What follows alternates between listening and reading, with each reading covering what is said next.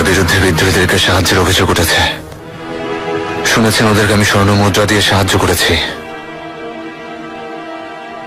জাহাপনা এই অভিযোগের ব্যাপারে সত্য কোনটা তা জানতে চান।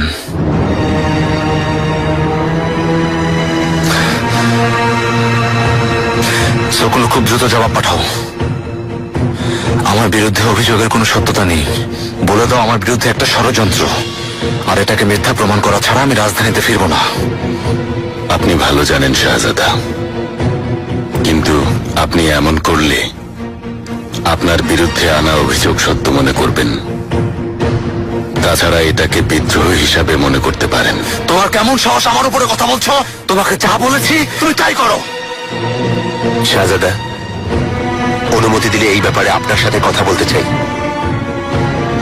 তুমি যেতে পারো।